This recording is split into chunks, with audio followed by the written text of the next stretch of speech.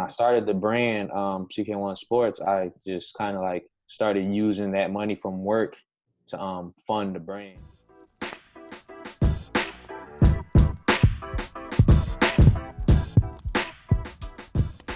Hey y'all, DFOS here. My mission with this Limitless Theory 360 podcast is to connect you with the very people that have positively impacted my life and will continue to do the same for thousands of others by providing education-based, actionable techniques that allow you to create a limitless perspective on life. So my guest today is one of my former high school basketball teammates. We met each other back in 7th or 8th grade, I want to say. We've known each other for a long time. We've always stayed connected. It's increased in the last couple of years. He really pushes me. I hope I do as much for him. He's the owner, the founder, and the CEO of CK1 Sports and CK1 Bands. So, Chris, what's up, bro? How we doing? What's good, man? How y'all guys doing, man? I'm here. I'm ready. All right. First podcast. That's all it is. Right. Getting into it. So, as you can tell, and this will be a thing that I do regularly. Yeah, we got to represent, right? If you're not representing, you just making somebody else's dreams come true. So I will always be picking a shirt depending on my guest. So today, rocking the Vert Squad shirt from man, Chris. Vert Squad. Yeah. So, Chris, I wanted to actually start, and speaking of basketball and stuff, you can see my little collection over there on the wall. But did you get a chance to watch last night's game? Yes, I watched bits and pieces of it, especially the second half. Oh, okay. You watched more than me then. I didn't watch any of it. I was doing a lot of work. Got caught up, had some business stuff going on, completely forgot, and then I had to be up early, so I just knocked out. But what did you catch from it? Like, everyone said it was a crazy, fantastic game. Yeah, it was a great game, back and forth. Kyle Lowry came to play. I know he got tore up last game for missing that shot, but he actually got blocked in that last second shot. He got blocked by Draymond. I was gonna say, there's no way he just hit the side of the backboard. He got blocked. Yeah, I actually saw a picture, and his fingertips. He had 2 or 3 fingertips on the ball. That's why, I guess, he took that to heart because he really came to play. He had 21 points in the first half. So, he came to play. He wanted to win. They wanted to end that game that day because if they would have extended it and if Clay wouldn't have gotten hurt, it would have been tough. So, it was a fun game to watch. You can't give the Warriors additional chances. That's just a no-no. You can't. You got to end it. You got to cut them off when you can. So, you just said, we were talking a little bit beforehand, specifically, like, it's crazy to watch the NBA Finals now based on, like, all-star players. Right. There's so many – when you get to the finals, those two teams are stacked with players. Right. And that's something that you go into a lot is, the way that these athletes are training. That's what you try to put out there for, people and for content, people that are watching you, following you. How do you think they train? And we can go into this more later. How do you think they train or even go about stuff? Obviously, being an ex-college basketball player, you kind of know. But what do they even do in between finals games or in between playoff runs? And say the Warriors had like a 6 or 8 day break. What are they doing? Do you have any insight on that? It varies, but I know a lot of players actually, continue to work out while like in season. A lot of people have this misconception that working out in season will, ruin your performance, but actually it helps you maintain your strength that you spend your off season gaining. It helps you maintain that when you're playing games back to back. So definitely players are working out, still lifting weights, not as heavy as they would in the off season. They're just trying to maintain. They're not trying to gain. And then another big thing is recovery. They spend a lot of time on recovery. We don't see it, but I'm sure like they're spending hours like, getting their massages, getting soft tissue work, flexibility, things like that. So hot and the contrast pools, hot and cold, things like that, just to keep their muscles loose because this is the most important time of the year in the finals. So the elite players are taking care of themselves. One player I would suggest that everybody should pay attention to or look out for is LeBron James and how he's continuing to keep this longevity for his whole career. What, almost 18 years? I don't know, 16 years. Yeah. Yeah, so definitely recovery and the maintaining their strength and of course getting their shots and skill work. Yeah, no, I feel that, and I mean, I've heard the stats on how much money he puts into his body. It's like what, 1.2, Millions. yeah, 1.2 Yeah, mil every season. every season. It's crazy. Uh, Yeah. That's a that's that. small investment, honestly. Yeah, no, it's very small. It makes If that you in think about it. commercial. Right. Yeah, exactly. So like Right. that's well, and then speaking of that, right? He has millions of ways to make money. It's another Right. way NBA players set themselves up for success, not just on the Yeah. court but off the court, right? Right. Which we'll dive into more. But then I was going to ask you, what did you do specifically for recovery-based stuff in your career? I know personally we had zero in high school. We didn't have Right. access to anything, and I think Right. about it all the time too. Now being an athletic trainer, um, the the realm of possibility for high school athletes in Rhode Island specifically, I think, to capitalize on their talent and the small pool that we have, because there's a lot of Right. talent, Right. but there's a lot of potential that's wasted. Yeah. I think a big problem, and it's not actually required by the state of Rhode Island to have an athletic trainer specifically assigned to your school. So that goes into obviously funding by school and the state and all that stuff in the city. But it's crazy. People ask me all the time. They're like, "Oh, like yeah, did you get into it in high school when you were playing sports?" And I was like, "No, I had no idea what an athletic trainer was." They came Exactly. once a week and they came to football games. They didn't go to basketball games. They didn't go to soccer games. Like they were strictly football. That's it. And they came once a week to check in for football practice. Basketball, they came like once a month to check in, and everybody happened to be hurt that day. You know what I'm saying? Like Right. Right. everybody had some sort of ailment, but I didn't have any previous, knowledge or experience with athletic trainers or performance-based, you know, ways to just increase performance and longevity and avoid injury and stuff like that. So Right. when did you did you experience that in college, or were you doing stuff in high school? Um, Kind of dive into that and let me know where you started and how you got more into it. All right. It really started for me in college because I played junior college basketball at Anoka Ramsey Community College in Minnesota, and we had an athletic trainer on staff, and he was there for every practice. There was only one guy, but he had like an assistant, and he was there for every practice, every game for all the teams. And it's a junior college, so we really had like a few teams. We had Mm-hmm. soccer, men and women's. We had men and women's basketball, and I believe tennis or something like that. So it was probably like 6 teams total, and he was only the one person on staff for all of us. But I learned a lot from him. I tried to pick his brain.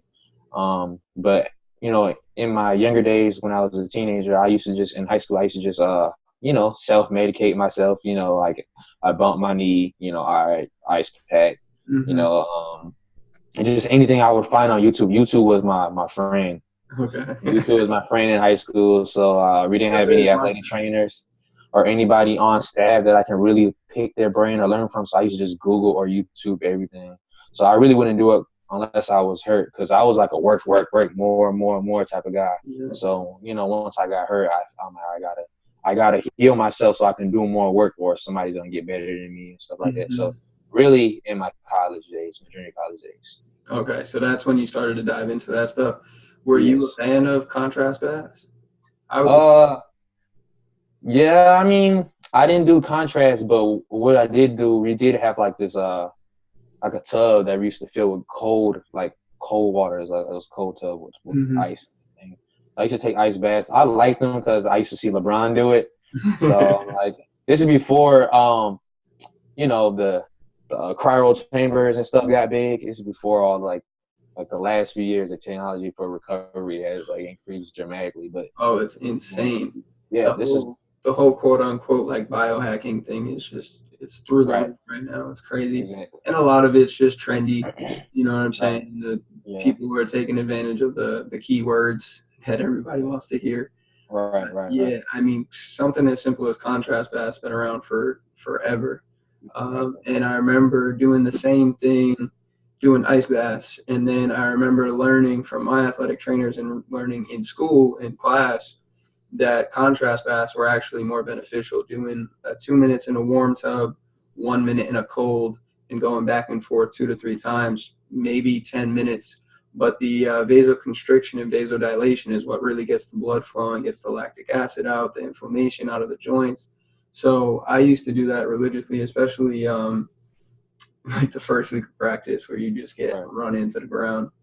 Right. Um, in terms of obviously like maintenance during the season, you talked about your use of CK1 bands now, but how you used to just use bands all the time and resistance, not necessarily loaded weight. Right. But you do a lot of plyometric resistance exercises. And I remember at the YMCA in Cranston doing the first thing that you taught me was putting the ankle brace on with the plated cable wire and Right. doing the turn and driving the knee Yeah. up. Yeah. The Yeah, knee yeah, drops. the knee drives. Uh, I remember doing those with you, Marquise, Lem, all of Right. that crew we used to have in there. Right. So shout out to you, of course, for showing me lots of that I stuff back in the appreciate that, day. man. YouTube helped you and everybody else because you always Yes. been You putting too, people man. on. Exactly. Um, but what do you see the benefit in with bands? Like how have bands helped you get to where you are and helped you throughout your basketball career? Obviously, which is not still going, but is still helping you on the other side of things now. All right. I'm a big fan of bands because with bands, you're not fighting resistance. It's more so you're fighting the tension in the band. So, Mm-hmm. the further you stretch the bands, the more tension, the more resistance. So that's how I like about them. And they're durable. They're durable because they're durable mainly because they're portable. Mm-hmm. So when you travel, it's not like, all right, basically like you don't want to carry weights, free weights with you. That's not realistic. But when you travel, you can have resistance bands, and you can, like I said, the more tension you have on them, the longer you stretch them out, you have more resistance. So I like them because they're portable. Mm-hmm. But yeah, they definitely help me a lot because when you can move through different ranges of motion without changing your movement pattern. Uh, like you could do a jump. Sometimes you can't jump the way you want to jump with dumbbells. You can't have the arm swing with dumbbells. You might put some torque in your shoulder. But if you have resistance bands, you can, if it has the right resistance, you can do like a full range of motion without any restricted movement. So that's why I like bands. They're versatile and they don't let you, change the type of ways that you move. So I Yeah. like them a lot. Yeah. Yeah, a lot less stress on the joints, which Right. is huge, right, for avoiding injury. Is just reducing that inflammation in the joints, especially the hips, knees, and ankles. Everybody in, I mean, basketball, you run those down to the ground. Right. Really do, and a lot of people play bone on bone, no cartilage in their knees. Kobe was Right. an example, right? Right. So it's not easy to maintain, but like you said, you can always take bands with you. You can always do that. I don't know if you've read TB12, the TB12 method, but I would highly recommend it because he goes into how he uses bands for 90% of his exercises. He also talks a lot about just the industry and professional sports industry and how everybody thinks, bigger, faster, stronger, more weights, more reps is better. And we know that that's not necessarily the case, especially for athletes. Right. Bodybuilding, different case scenario. Olympic weightlifting, different scenario. But specifically athletes, right? And maintaining fast twitch fibers, maintaining the ability to practice your craft and get out there and take shots. And you can't be injured, like you said. It takes away from what you do and how you make a living Right. if you're at that professional level. So I highly recommend you watch or you read the TB12 method. But going from there, I wanted to talk about your Vertimax because I know that's something you put a lot of people onto. Right. So explain that real quick and your homemade Vertimax. All right, so the homemade Rhodemax is, of course, something I learned on YouTube. It's an older video. I can't remember exactly which one, but I found out about the Rhodemax, and I was like, man, I wish I had this because growing up, that's like I'm 5'10", and you know, basketball is a tall man's sport, so I needed athleticism to help me, help overshadow my height. I'm average height, but for basketball, I'm short, so definitely needed that athletic advantage. So I used to always try to find methods and things that'll work for me.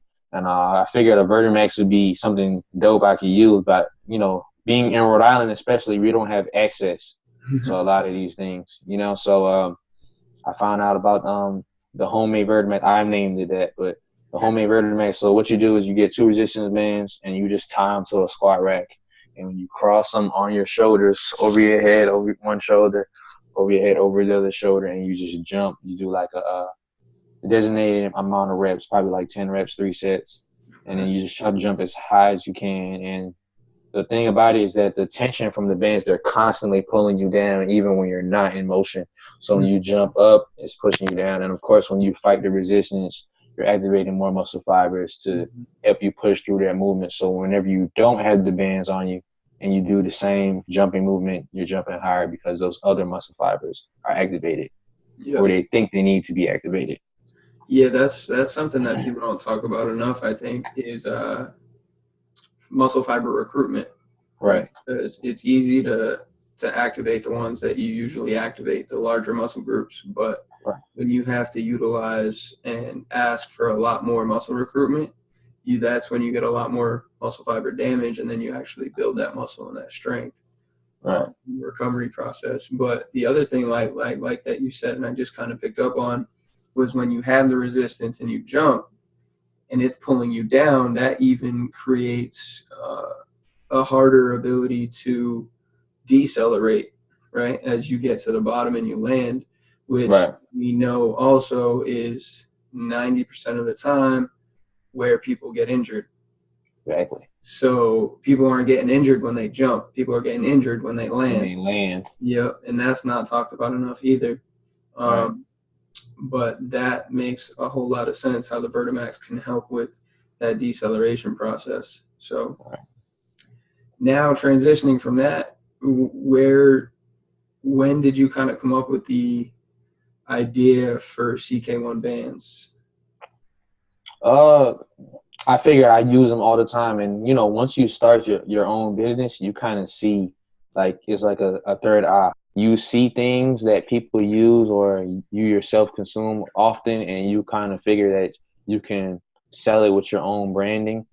And, like my biggest thing with CK1 Sports is that I wanted to share my experiences and share methods that I use to help other people. So I also use the resistance bands, but I also looked at it from a business point of view as another opportunity to open up a business that caters specifically to resistance training. So resistance band training. So it's not limited to only athletic training. People can do it like from the elderly to like youth ages. They all can use it too. So I wanted to make it its own thing. So that's really why I created a separate page for that.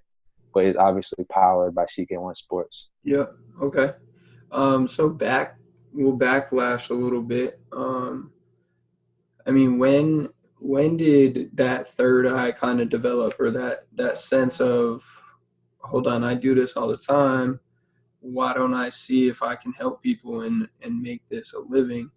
Like, how did you transition from basketball to CK1 Sports business owner? When did that start? Why did it start? And what do you attribute it to? All right. Just to keep a long story short, I've been playing basketball all my life. and I figured it's the only sport I played. So I figured, I keep playing long enough. I'm dedicated. I work hard. I have the work ethic that eventually I'm going to, make the NBA or play professional. Mm. Thought it was a realistic goal. I had a few talks with some overseas scouts for a lower division overseas when I played JUCO, but I wanted to finish college, so I turned that. It wasn't really an offer, but they were just interested. I turned that down, and I was kind of naive. I wanted to move to a D2 division in Atlanta Okay. because I wanted to go to school in Atlanta, get away from the snow in Minnesota. So I looked at a bunch of schools, and the school I figured that would fit me the most. I tried to just contact the coach. They wouldn't respond. They couldn't respond. So by the time I got there, basically, long story short, I tried out. They didn't make the team.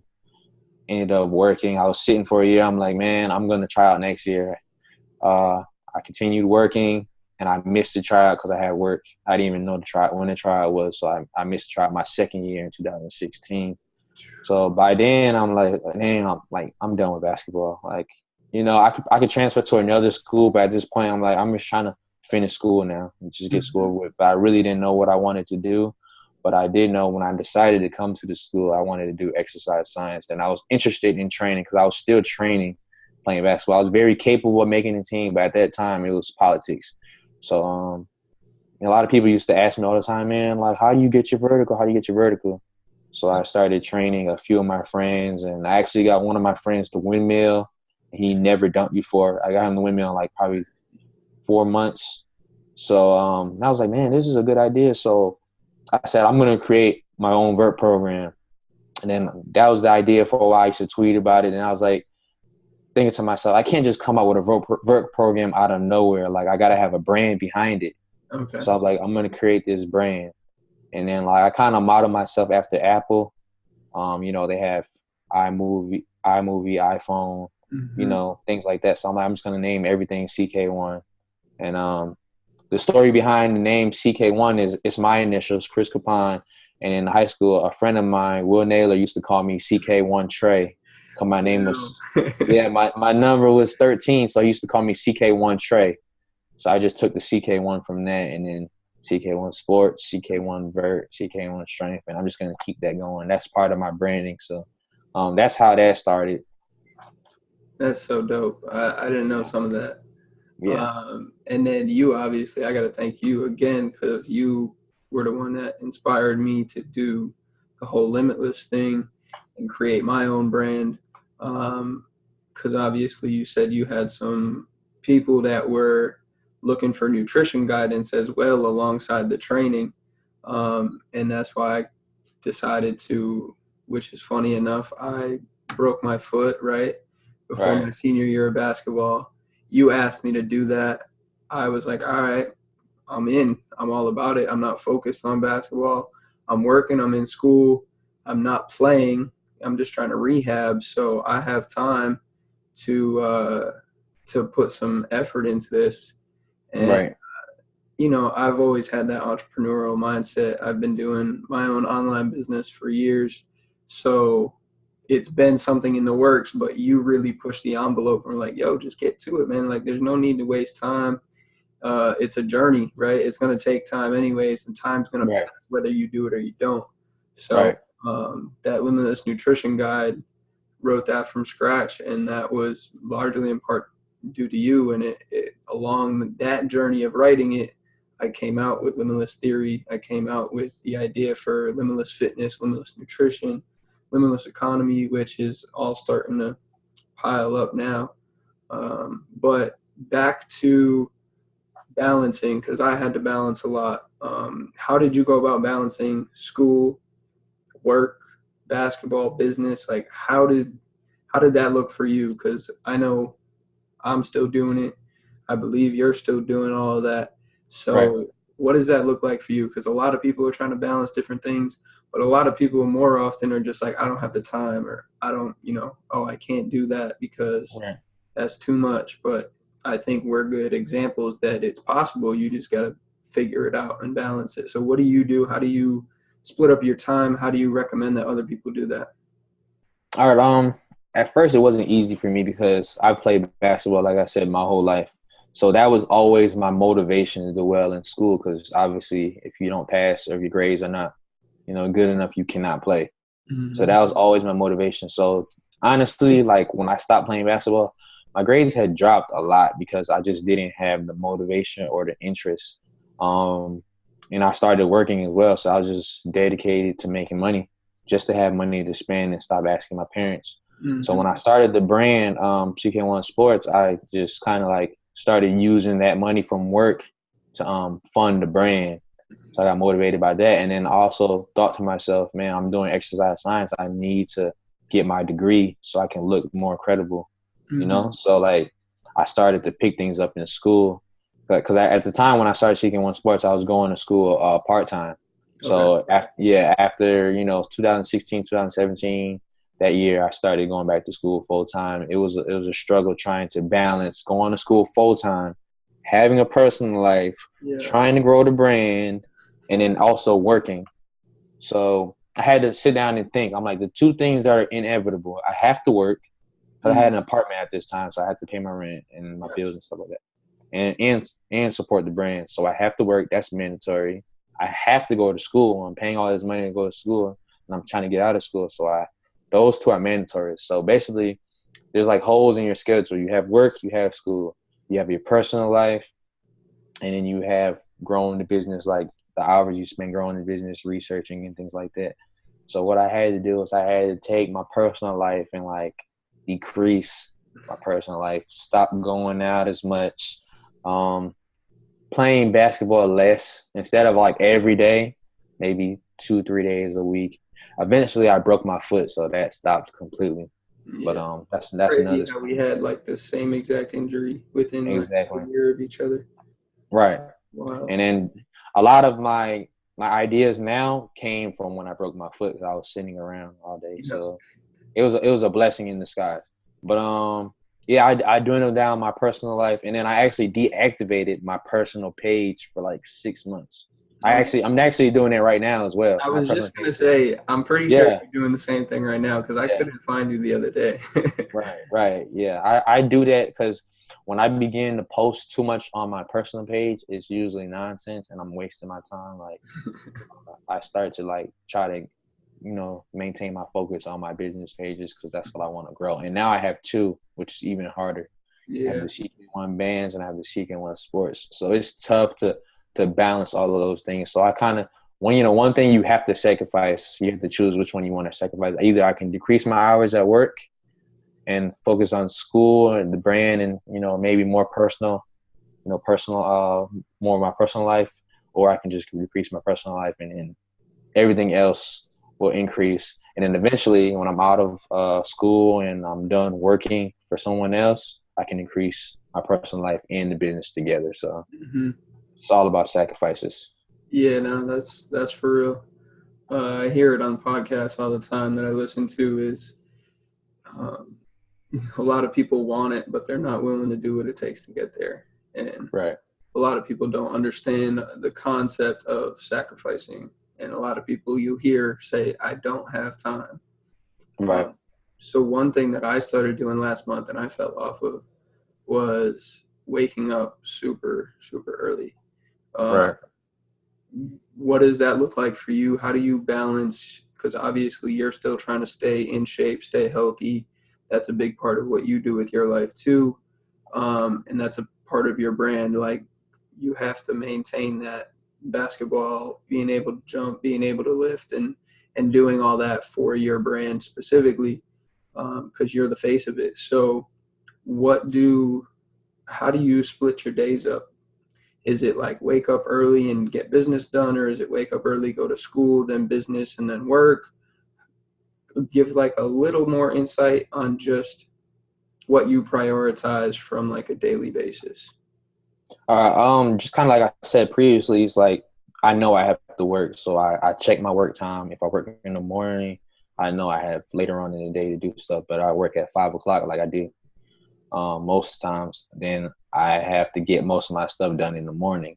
Okay. And right now I'm in summer school. I'm going to school 2 days a week. But it's summer school, so it's accelerated. So I spent a lot of time studying and not really doing much personal stuff. But I also have a girlfriend, so you have to maintain hanging out with your girlfriend and giving her attention, and Yeah. of course, doing your homework stuff. So for the most part, I try to get business stuff done every day. For the most part, like if it's not editing videos, I do a lot. I do that quite often on Instagram. Mm. Writing ideas down for the future. Um, I spend a lot of time doodling. People don't understand the power of doodling. I'll get my notebook out and I'll just draw my ideas out, and I'll just kind of like just see if it's a probable thing. Like um, I probably shouldn't speak on this, but I have an invention coming out. I don't know if I told you this. I think I've seen a little sneak peek, but Yeah, I have an invention coming out that I've been working on, and it started off with a doodle, and I do weird stuff like I don't want to give away the invention, but I basically made one in my house. So I made one and I tested it out, and I was like, wow, this is dope. So I just started sketching it out and how to make it look aesthetically pleasing that's to consumers. So like I'm always doing something planning for the future, pretty much. I like to say I live in the future. I always plan like I'm going to the gym. I try to do the layout of the gym. It's not really a structured thing. A lot of things is like kind of improv, but mm-hmm. But your best ideas come when you're just flowing, right? When you get in just that flowing deep flow. free. Yeah. Exactly. So if I have an idea, I write it down. So what I actually started doing is I have a bad habit of writing on random stuff, right? So I invested in a journal, and Okay. I kind of like I'm weird. I like to put everything on one page, but I try to fill the page out. I don't know if you can see it. Okay. But Yeah, I it's can see that. all my ideas. I started writing them down, and I kind of structure it by I don't know, like YouTube YouTube videos. I just listed all my ideas for like the next year and a half. My goal is to just cross them out as I go. Just cross Okay. them out, and Right. instead of like just keep adding on ideas and not executing them, I'm just going to execute the ideas that I have now and maybe start a separate page for ideas I want to do in the future. But I used to write things on like random homework. Like you probably can't see it, but like I should just write things on random homework. That's why I'm a hoarder when it comes to papers. Like I don't throw anything away. So I Yeah. just write my ideas everywhere. But No, this that's journal will hilarious. keep me good. Yeah. That's one thing that I've found that helps me is definitely having like a journal, a place to write specific Right. down. But the one thing that I struggle with, and you just kind of alluded to it, is the fact that I love to think of new things. So I have a huge running list of ideas, Right. but much rather than like executing on those, I'm like, no, let me learn something new. Right. And I'm so easily caught up in trying to learn new things as opposed to executing, taking the knowledge that I have and sharing that in a easy to digest kind of way for content. I instead focus on, let me find something new and then try to, see where I can go with that from the future. But I think that's something I need to work on just personally myself, is just focusing in on like what I have, what I Right. know, and how I can get that out, and then move on from there. Do you have any tips for that? Do you have any insight, or is it really just buckle down and do it? Yeah, that's really all I can say is really just buckle down. And one thing I do is I like to break down each individual thing into steps to make it easier to do. Because you think you have this idea and you think like, oh man, this is gonna take me a while to execute it, and you want to start something new. If you break it down and say it's really not that hard, like if No. I just break it down and see like the components of it, the different components, then it would be much easier for me. So that's one thing. Like you kind of really, the main thing is you really just got to do it. That's really all it is. All right. That's a hard one to swallow, but it's Yeah, true. it's tough. It's tough. Yeah. All right. So in terms of learning new things, though, because obviously you have to adapt. You have to continue to learn, whether it's from a business perspective, whether it's in school. What are your go-tos? Are you more of a book person, podcast, video? Where do you fall? What do you like more of? What do you spend more time learning from? I learn from watching. I'm a very visual type of person, so I Okay. like to watch, and I pick things up pretty quick when I watch it. I'm trying to get into reading, it's not really something that I'm really into.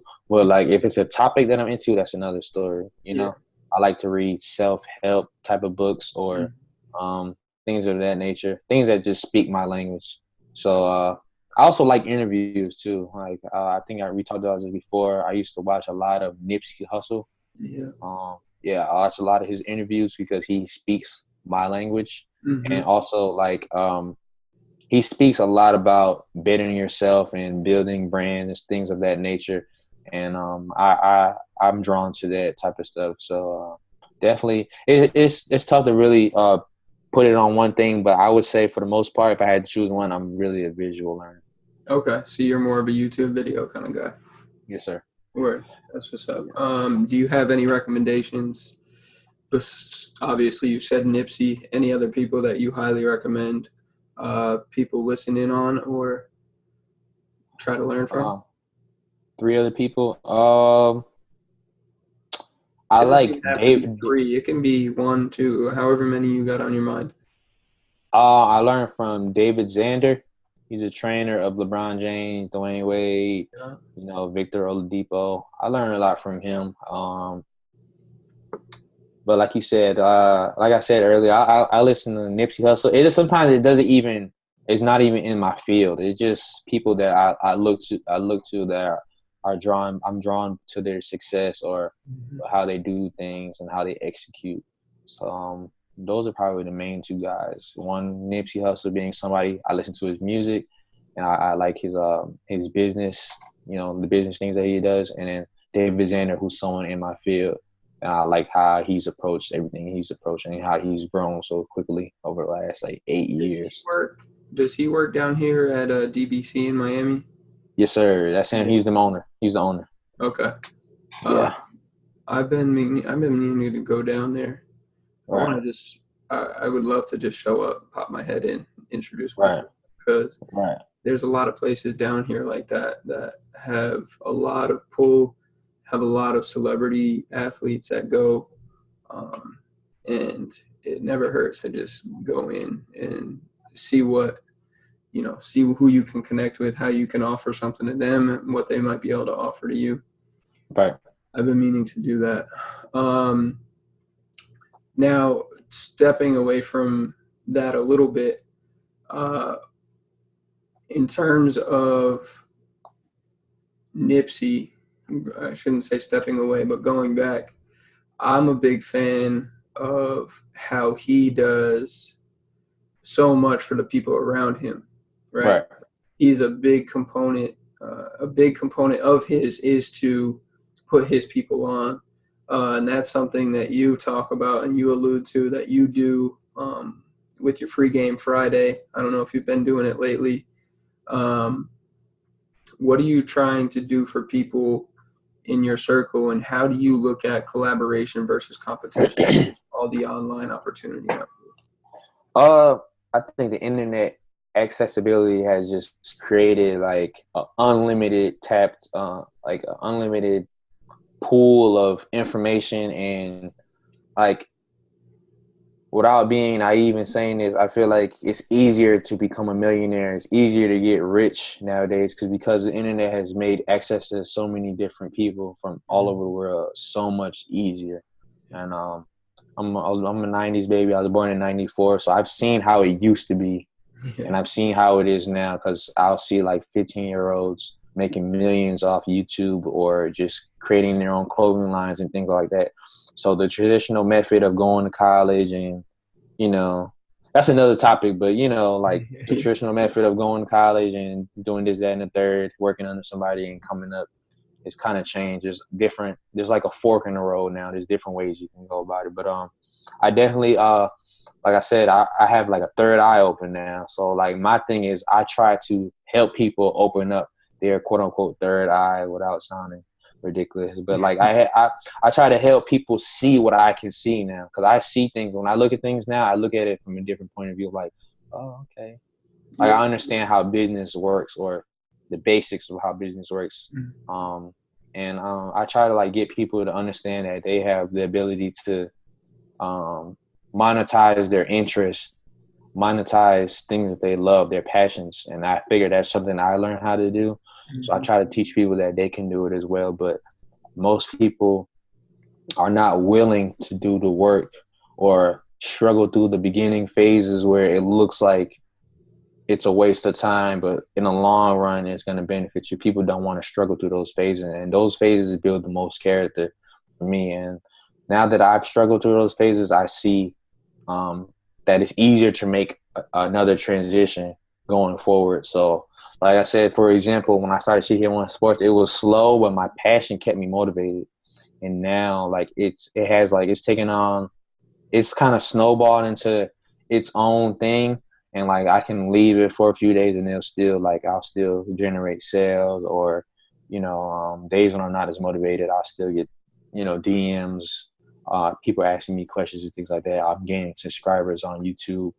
But CK1 Bands, now that I started that, I see what it takes for CK1 Sports to get to where it's at. So for CK1 Bands, I'm implementing those same strategies and things like that. So basically, like I said, with the Free Game Friday, and for the viewers who don't know what that is every Friday I just give anybody who watches my story on my personal page like insight on resources that I use. So that's what Free Game Friday is. But things like that are just made so people can open their eyes and just develop a business mindset, pretty much. Yeah, yep. I liked how you put it in terms of monetizing their interests. Right. That's something that people will look at it many different ways, but when you have that perspective of this is something I like to do, and this is something that if I can help other people do the same, I'll get something in return.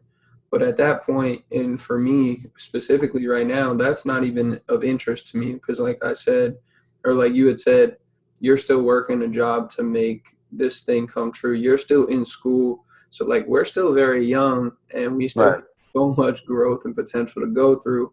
But, like I alluded to earlier, if I had just waited and not tried to go through with limitless theory and creating that, say, 2 years ago now, like, where would it be? I would be starting from scratch right now. Where would my mindset be? Would I have moved down here to Florida? Which is another thing, like we talked about before I was like, how much did moving away from everything you knew as a kid and grew up with, how did that influence your growth mindset, your ability to just change and adapt? And like you said, be open to new things, because once you do it once, it becomes a lot easier.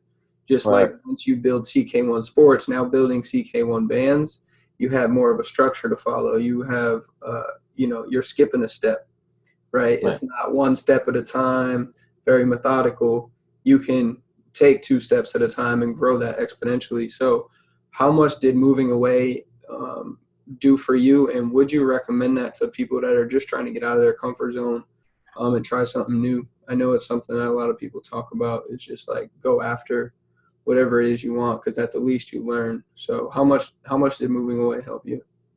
It helped me out a lot. It really opened my eyes. I grew up in a single parent home. My parents were split when I was very young. My father actually lived in Minnesota where I went to college. Mm-hmm. I graduated when I was still kind of young when I graduated. I graduated when I was 17. And at the time, like I said, I was playing basketball and I was motivated to play basketball. And where I'm from, Rhode Island, kind of like a crab in a barrel mentality. So I used to tell everyone that I was going to play college ball out of state. And they was like, no, you're not. You're going to community college of Rhode Island, which All is right. like, Yeah.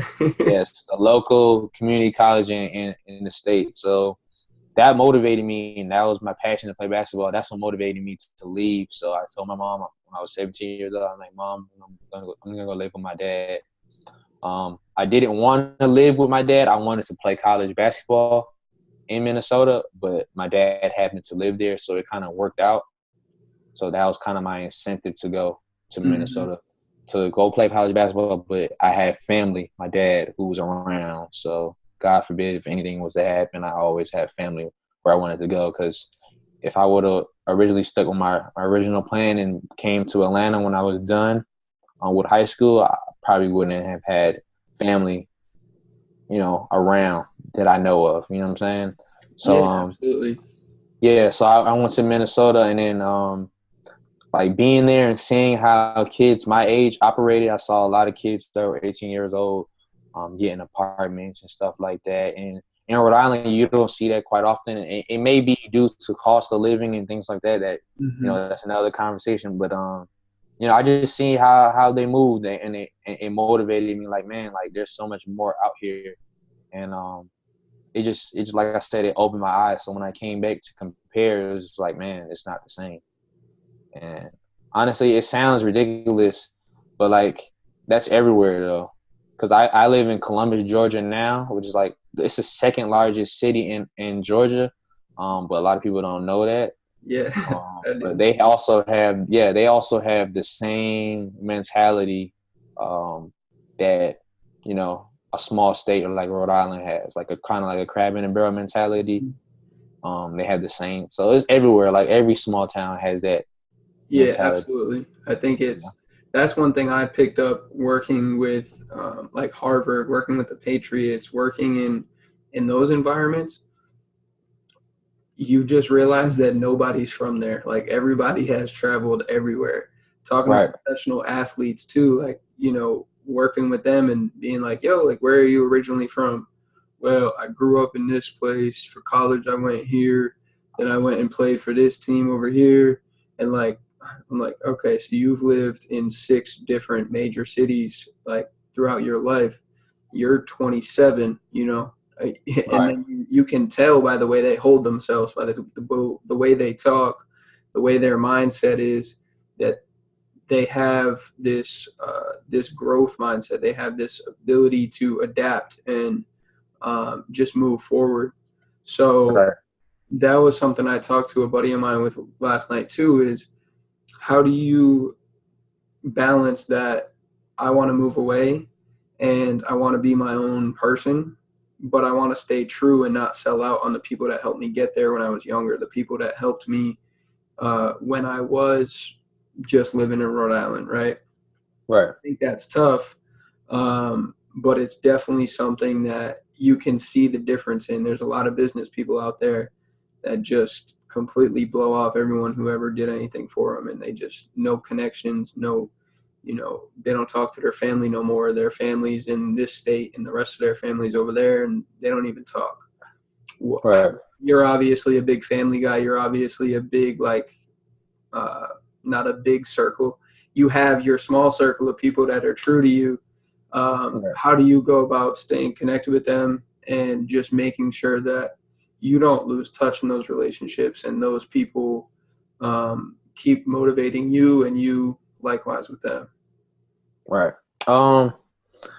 My thing is, we're both from Rhode Island. You obviously have a connection to Rhode Island. I look at it as I have a friend named Steve. He's similar to me. He just became a nurse last summer. He's Mm. also from Rhode Island, and he left Rhode Island. And he say he has the same mindset that I have, because we have conversations about this all the time. Like Yeah. when you leave, you kind of your eyes open, you kind of see differently. But I always want to give back. Like I said, this goes back to what I said previously. I just want to open other people's eyes. Maybe it might not motivate them to leave, but the way the world is now, like you can do so much. So I might motivate them to believe that they can do something themselves while remaining in Rhode Island. But True. in my time in 2012, I had to leave in order to see what I see now. But I think nowadays you probably wouldn't even have to leave, because there's so much you can do, and the internet has made this world so small. So I definitely I figure when I achieve my goals, I definitely want to give back to Rhode Island always. Like maybe every summer do an event. Cause I know there's a lot of people that look up to me still from there. There's kids that my sister's in high school now. She goes to Cranston East. Yeah. She's like 15. She's about 15, The alma and mater. yeah, right. So there's kids in her age range that still know who I am, and they ask her all the time, like, when's your brother coming back? And it's crazy. I don't like this having this like celebrity feeling to myself, because I don't think I'm like famous, or I try to like, I don't want people to receive me that way. But it's kind of dope that I'm getting notoriety for what I do. So for people to ask my sister, like, when's your brother coming back? I want to work out with him and stuff like that is definitely a dope feeling. So I always want to give back to Rhode Island in some type of way. That's what's up. I like that. I also love how you always shout out the kids from the East basketball team that are dunking now. Like Got to, man. that's so dope. You have no idea. Appreciate Being that, able to man. have kids still playing for Coach Isaiah, uh, right? And then you use your program, and it helps them elevate their game. It helps the school elevate their notoriety and their ability to win games and put more money into the basketball program or put more money into having athletic trainers and stuff like that. Right. That's what's up. So with that growth of like you don't want to be a celebrity, but you want to continue to grow your business, where do you see yourself in 5 years?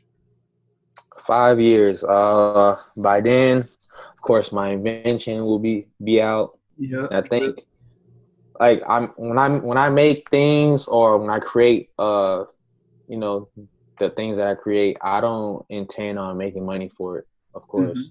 But, you know, that's obviously a result of how effective the things are. So I just want to be financially free. I don't want to be like a millionaire. I mean, of course, you want to be a millionaire or you want to have money, but I want to be financially free where I can take care of my family and my parents or people I love don't have to struggle for money. Like, that's my goal. Yeah. Of course, so in 5 years, I see myself tapping into that range. Maybe not there yet, but hopefully, of course, but tapping into that range. I want to have my own gym. Of course, my program's online, of course, right now, and that's just a way to reach more people. I Yeah. have other ideas that I want to reach more people that I can't get in contact with, but I definitely love training people because that's something I love to do as a kid. Like at one point, I almost thought I loved training more than actually playing basketball. Like preparing, it's like preparing for war. Like I actually love the preparing more than the actual war. So I definitely want to open a gym and I want to be like the head trainer, of course, and I want to run events with my brand tied to it. Of course, I want the CK1 bands to grow. My main point just be financially free.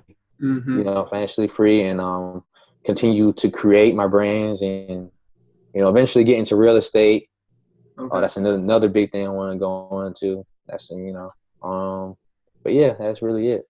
Yeah, like I said, we still definitely got a lot more to talk about and connect on because we Right, very much have that same mindset of giving back, being financially free, and being able to utilize our time. A big thing that I strive for a little more than time, financial freedom is time freedom.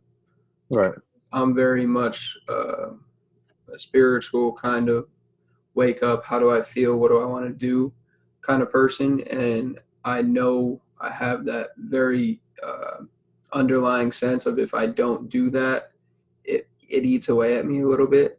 So right, that time freedom is what I'm really looking to do. I don't need a ton of money. I'm not a big, uh, materialistic person. I'm very minimal. I moved down here with like nothing. A couple of pictures, banners, a couple of pairs of shoes. I didn't even bring, a lot of clothes. It's just like that's not the type of stuff that I want. Because, like I said, if I do have that, when I do have that money, it's not going to be for me. It's going to be investing it back into other people and helping other people get successful, right, collaborating, right, and helping other people get there as well, creating that lifestyle that they want and customizing that to them, showing them how they can do that. But right. before I ask my last question, let everybody know where they can get CK1 Sports, CK1 bands, programs, and apparel and gear, and where they can follow you and find more content from you. All right. So if you want to find some content from myself, CK1 Sports, CK1 Banks, you can hit us on Instagram at CK1 Sports. You can visit our website, www.ck1sports.com. And you can hit our YouTube you can just go on and search CK1 Sports or CK1 Sports Performance. and you'll see it come up. CK1 Bands, www.ck1bands.com, and the website is, Instagram is CK1 Bands. Real simple, real easy. And just for watching this podcast, you guys will get a discount on all programs. Just enter the code podcast. Real simple, no spaces. Okay. Podcast at www.ck1sports.com, and you get a discount on all programs. Just hit the link for programs, and you get a discount just from watching this podcast. Okay, awesome. So that's huge. I will also allude to that in my outro of the podcast after we end. So thank you. I appreciate that. That's awesome.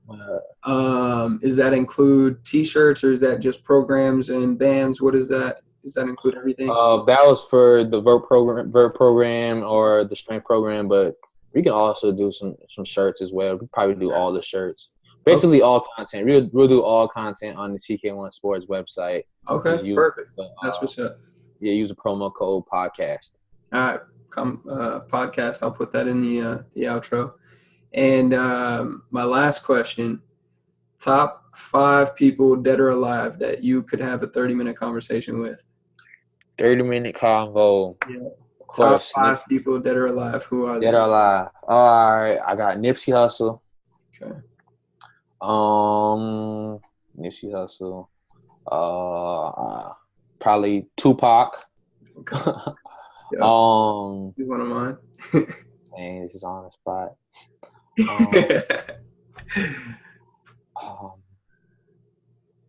Like I said, David Xander. Okay. I like his come up.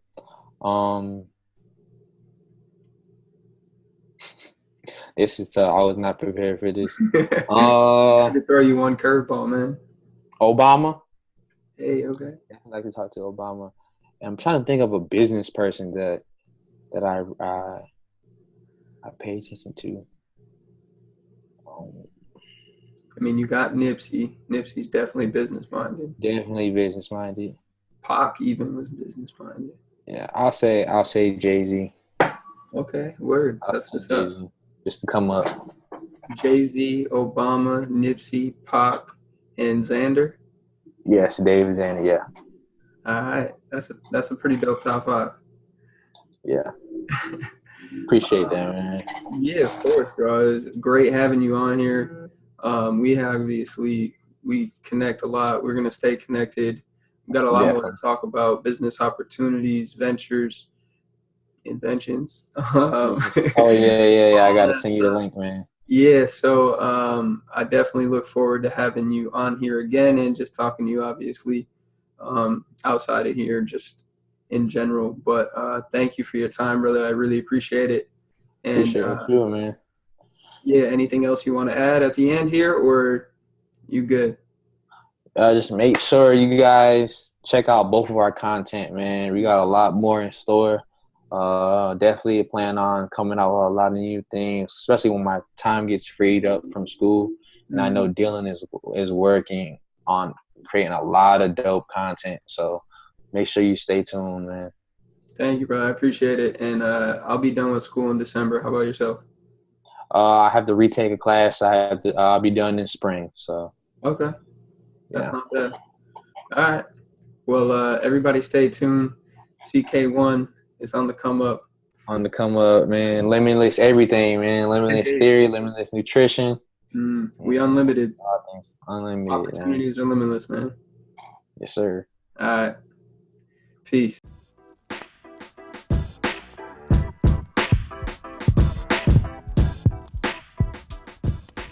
Please, y'all, if you were able to take anything from today's podcast, please share it with your friends, family, and anybody you know looking to live that free and limitless lifestyle. You can even leave a comment down below, and I'll get back to you personally. Anything would be greatly appreciated. Also, the LT360 podcast is partnered with lots of awesome companies, and we do not partner lightly. These brands are all well approved from a moral, ethical, and product standpoint. So please feel free to do your research, but I do not think you'll be disappointed in what you find. Yo. So today's podcast is brought to you by a couple different sites.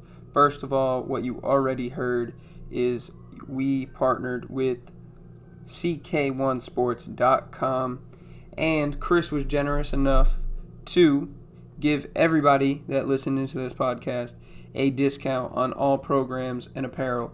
So if you go over to ck1sports.com, you can check out his programs, check out his gear, the shirts that me and him both had on during the podcast, and you can check out my favorite program that he sells is the combination program that me and him put together of his CK1 strength program and my limitless nutrition guide for athletes. So check that out. Use the word podcast at checkout for a discount code. Once again, use the word podcast at checkout for a discount code. At the least, check out his testimonials and check out all the people he's helped dunk with CK1 Vert and CK1 Strength. Next, I want y'all to check out nutrimetrics.com/limitlesstheory3. I just partnered with them. I became an official Nutrimetrics health professional with them. I'm also a consultant with the company. We are changing healthcare one professional and one patient at a time with customized wellness solutions. Check it out. Any nutrition questions, skincare analysis, custom cocktail supplementation, genetic testing, and much, much more can all be found on there. So go check that out. Tons of free resources. And if you'd like to get in contact with me, you can do so on there. Everything is sent directly to me. So lastly, we have eastbay.com as our partner store for the podcast. eastbay.com, if you are a customer of mine on shop.com or Isotonics, Nutrimetrics, TLS, any of those, you have an account set up with me. You can go to shop.com and in the description, the search bar, search for eastbay.com and it will bring you directly to the East Bay site. And since we were talking so much about athletics and having the proper gear and having the proper equipment, you can check out eastbay.com and save 2% by getting cash back with whatever you buy simply by having a free account as a shop.com customer with me. If you need any help or are interested in that, please let me know. This is where I used to buy all my kicks and all my Under Armour gear before the season would start. They helped me a lot. I'm looking to help you guys. 2% cash back on anything and everything you buy, and free shipping every day at eastbay.com if you go through shop.com/limitlesstheory. Alrighty. Once again, this podcast is a reality for me, the guests, and yourself, the listener, because of these established partnerships. So please continue to support these awesome brands and people. Remember, we are, life is limitless. I'll talk to you next time. Peace.